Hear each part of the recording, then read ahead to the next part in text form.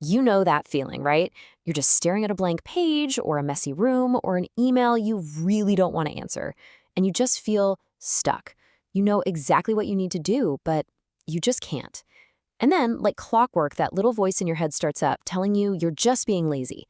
Well, today we're going to talk about that feeling because there's a way through it, and it's probably not what you think. Oh, this question. It just gets stuck in your head, doesn't it? The thing is, you're not lazy. You're ambitious, you have big goals, and yet there you are, on the couch, when you feel like you should be working. It's so easy to just label that as some kind of personal failure, some deep flaw in your character. But what if that whole question is just wrong? What if it's not about being lazy at all? Here's the truth. You're not broken. You're just human. And what you're feeling is a completely normal human response. So let's get right to it. Let's completely tear down this painful idea that holds so many of us back. Let's talk about the myth of laziness. Okay, so this is the big reframe right here. The myth, the story we beat ourselves up with is that procrastination is a character flaw. It's just a lack of willpower, right? But the truth is so much kinder. It's not a flaw at all. It's a protective instinct. Your brain is literally just trying to shield you from uncomfortable feelings. And that response, it has a name: emotional avoidance. So what exactly is emotional avoidance? Well, it's basically your brain's automatic pilot switching on to escape any task that makes you feel bad. And here's the key part. We're not avoiding the task itself. Nope.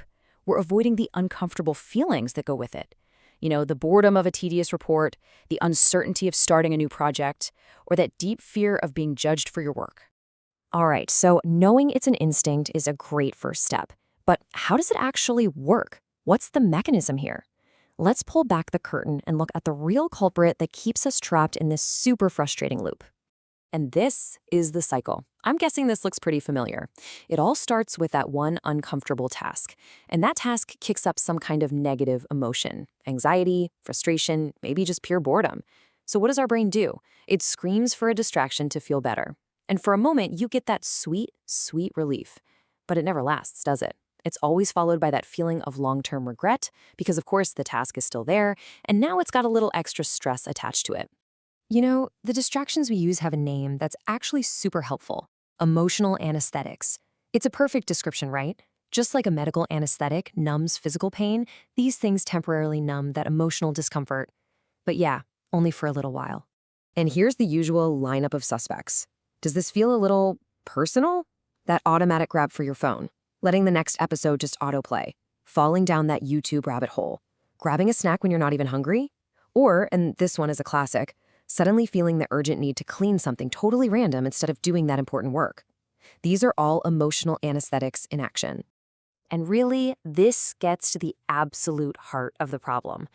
Every single time we reach for one of those anesthetics, we're making a trade.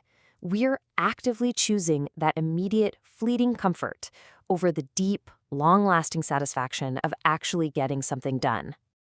So how the heck do we break this cycle? It's not about magically finding more willpower or waiting for motivation to strike. It's about redefining what it means to be brave in our day-to-day lives. It actually requires a whole new kind of courage. I really want you to let this one sink in. We all have this idea that we need to feel motivated before we can do something. But real courage, the kind of courage that breaks the procrastination cycle, is the simple willingness to take action while you still feel all that discomfort, the anxiety, the boredom, the fear. Think about it this way. The old model, the one that keeps us all stuck, is about waiting to feel ready, waiting for inspiration. The new model, it's just about starting. That's it. Starting while you're feeling afraid. Starting when you're feeling uncertain. Just starting before you feel ready.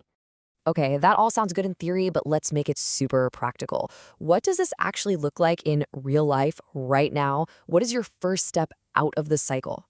This brings us to one of the most powerful and kind of mind-bending truths about psychology. We have it completely backwards. We think we need motivation first before we can ever act. But the reality is, the action itself is what creates the motivation. It is not the other way around. That one tiny initial step, that's what builds the momentum. That's what gives you that feeling of, hey, I can actually do this, and the drive to keep going. So I'm going to leave you with this question. Not tomorrow, not when you feel like it, but right now. What is one tiny, manageable, maybe even a little bit uncomfortable action you can take toward that thing you've been putting off? Just open the document. Write one single sentence. Put on your running shoes. That's it. That little thing, that's where the change begins.